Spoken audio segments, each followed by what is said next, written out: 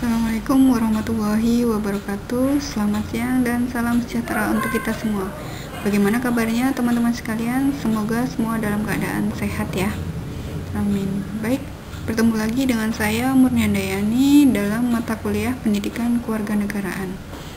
Untuk siang hari ini kita akan mempelajari materi terkait dengan integrasi nasional. Semangat!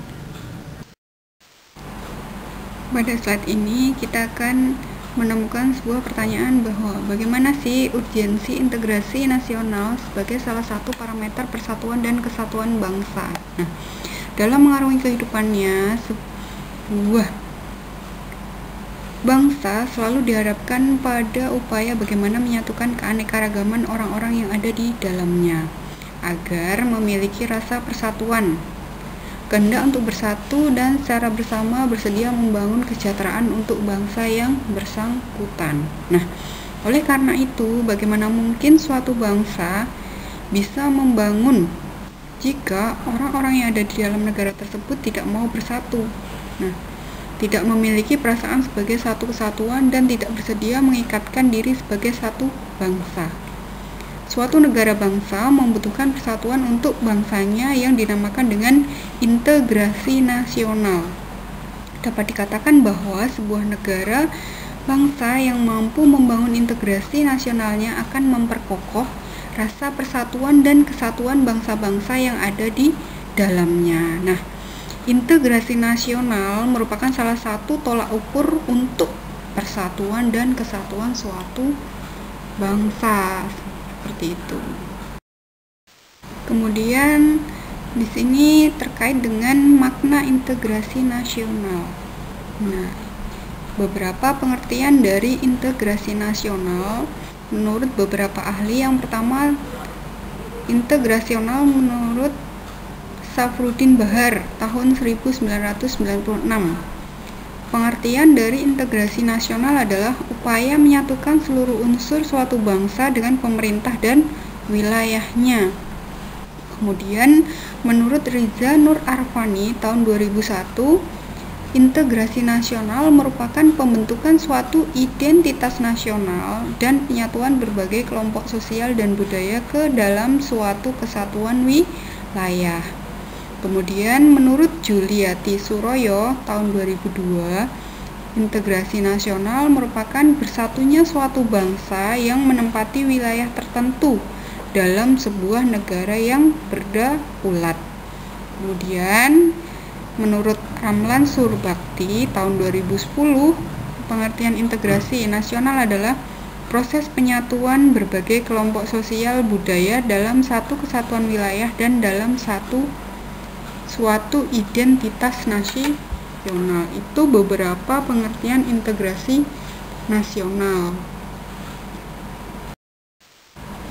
Integrasi nasional terdiri dari dua kata, yaitu integrasi dan nasional. Integrasi berarti pembauran hingga menjadi kesatuan yang bulat dan utuh. Kemudian nasional berarti bangsa sebagai persekutuan hidup manusia. Pada dasarnya, integrasional itu adalah suatu penyatuan atau pembauran menjadi satu kesatuan yang utuh dari suatu bangsa. Seperti itu.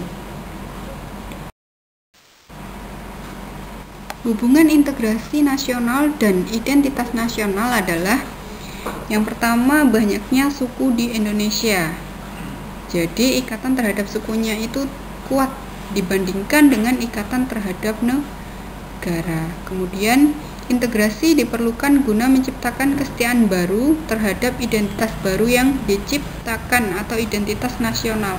Misalnya bahasa nasional, simbol negara, semboyan negara, ideologi nasional, dan sebagainya. Kemudian di satu sisi, integrasi nasional dapat menguatkan akar dari identitas nasional yang sedang dibangun. Di sisi lain, identitas nasional juga merupakan alat pemersatu bangsa. Jadi, identitas nasional itu mendukung adanya integrasi nasional. Kalau kita sudah satu bahasa, kita sudah melakukan pembauran, jadi akan tercipta identitas nasional. Integrasi nasional merupakan proses mempersatukan bagian-bagian, unsur atau aspek elemen yang terpisah dari masyarakat menjadi kesatuan yang lebih bulat sehingga menjadi satu nation atau bangsa. Jika ada pertanyaan, integrasi berarti kesediaan bersatu meskipun memiliki perbedaan. Mungkinkah? Sangat mungkin. Kenapa? Karena kita dengan berbagai latar belakang untuk memperkuat persatuan dan kesatuan, maka kita harus bisa menghormati, saling melebur menjadi satu kesepakatan atau berintegrasi. Demi apa? Demi untuk persatuan dan kesatuan bangsa kita supaya tidak mudah dijajah, seperti itu. Salah satu contoh integrasi di dalam kampus kita, Politeknik Negeri Cilacap. Nah, contohnya adalah mahasiswa Politeknik Negeri Cilacap sebelum dinyatakan mempunyai identitas sebagai mahasiswa, nah, maka harus ada integrasi terlebih dahulu, misalnya dengan proses PKKMB, terus ada makrab atau ospek ya. Nah, seperti itu. Jadi, mahasiswa yang sebelumnya berasal dari SMK, SMA, nah melebur menjadi satu dan dinyatakan mempunyai identitas nasional. Kalau di sini memiliki identitas sebagai mahasiswa Politeknik Negeri Cilacap. Beberapa faktor pendorong dari integrasi nasional. Yang pertama adalah penggunaan bahasa. Yang kedua, semangat persatuan serta kesatuan di dalam bangsa, bahasa, dan tanah air. Yang ketiga, adanya kepribadian dan pandangan hidup bangsa, yakni Pancasila. Adanya jiwa dan rasa semangat dalam bergotong royong, solidaritas, serta toleransi keagamaan yang sangat kuat.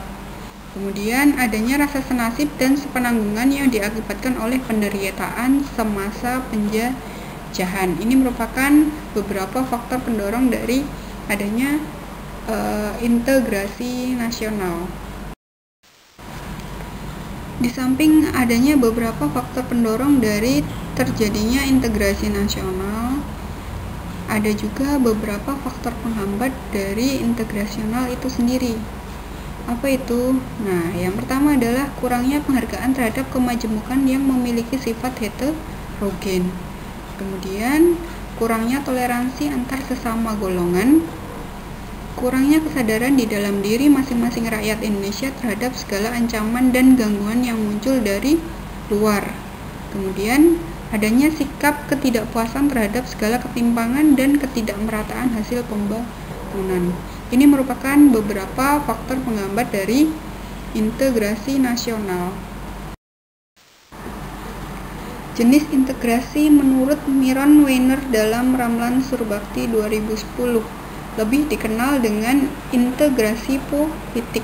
Nah, ada 5 jenis dari integrasi politik. Yang pertama adalah integrasi bangsa, yang kedua integrasi wilayah, yang ketiga integrasi nilai, yang keempat integrasi elit massa, yang kelima integrasi tingkah laku. Nah, mari kita bahas satu per satu. Integrasi bangsa menunjukkan kepada proses penyatuan berbagai kelompok budaya dan sosial dalam satu kesatuan wilayah dan dalam satu pembentukan identitas nasional. Nah, di sini contohnya adalah terdapat dalam gambar 3.3 kelompok budaya yang beragam bersatu. Nah, ini contoh dari integrasi bangsa.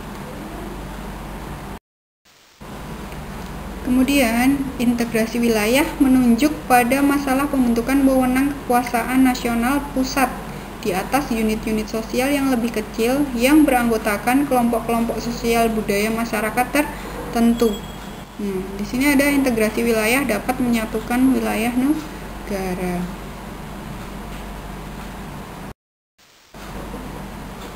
Selanjutnya adalah integrasi nilai.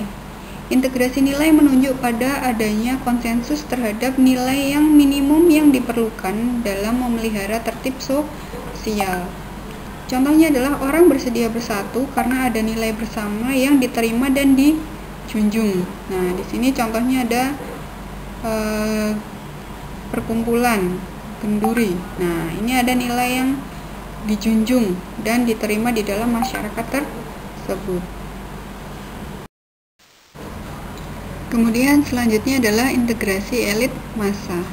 Integrasi massa menunjukkan pada masalah yang berhubungan antara pemerintah dengan yang diperintah, antara pemimpin dengan rakyatnya.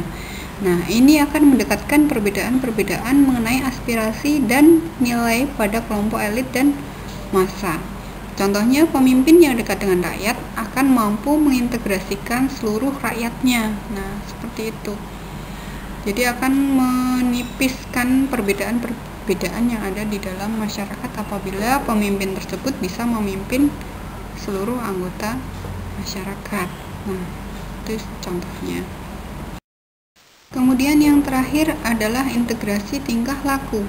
Integrasi tingkah laku atau perilaku integratif menunjuk pada penciptaan tingkah laku yang terintegrasi dan yang diterima demi mencapai tujuan bersama.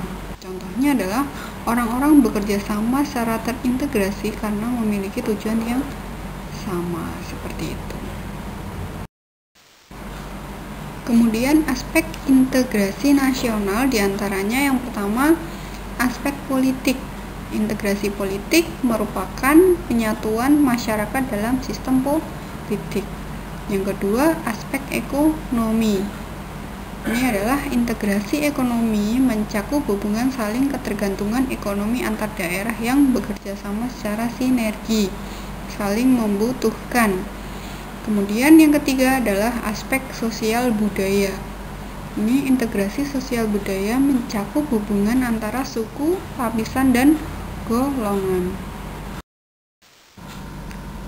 Kemudian selanjutnya adalah bahwa dalam tataran integrasi politik terdapat dimensi vertikal dan dimensi horizontal.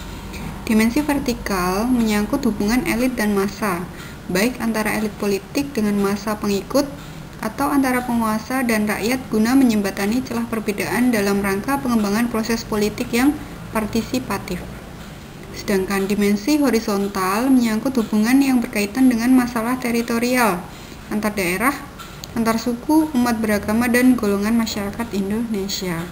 Kemudian ada integrasi ekonomi yang berarti terjadinya saling ketergantungan antar daerah dalam upaya memenuhi kebutuhan hidup rakyat.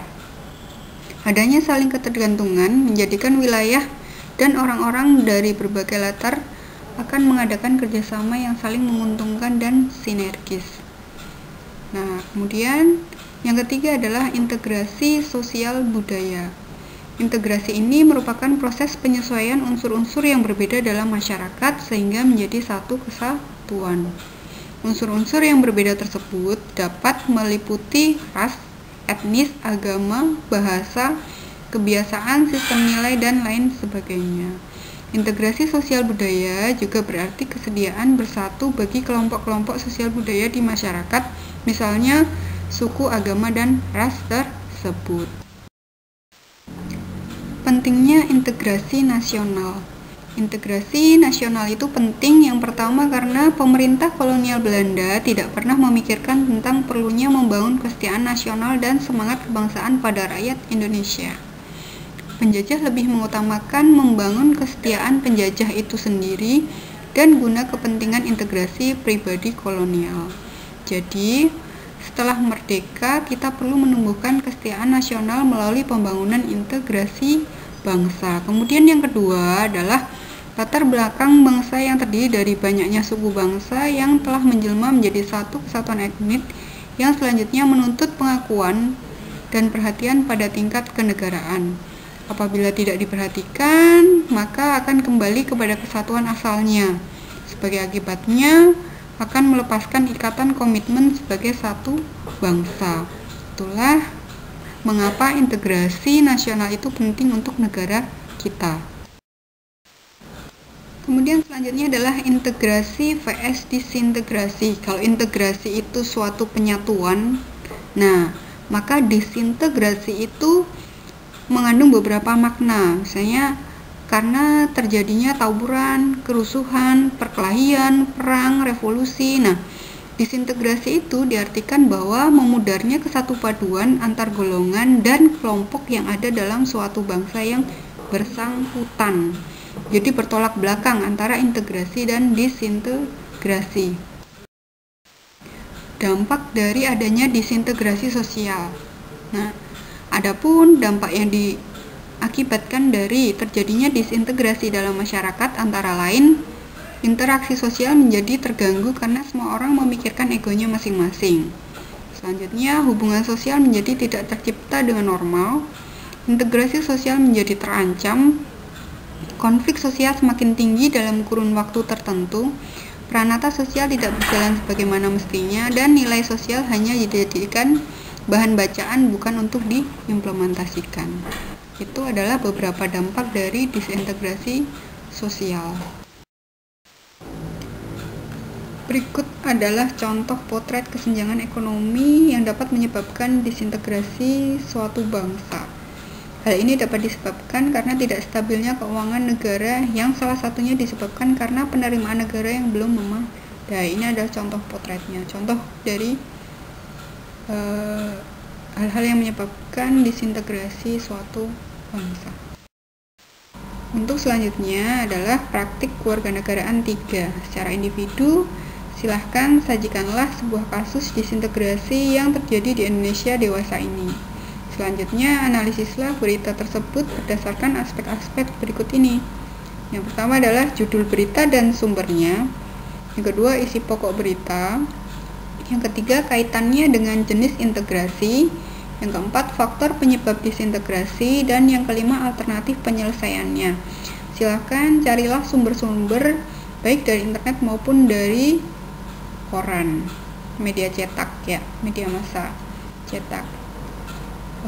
Tugas selama 1 minggu silahkan dikumpulkan pada pertemuan berikutnya. Terima kasih. Baik, sekian untuk materi kita hari ini. Terima kasih atas kerjasamanya. Jangan lupa jaga kesehatan. Apabila ada pertanyaan, silahkan disampaikan melalui grup WhatsApp. Sekian, wassalamualaikum warahmatullahi wabarakatuh.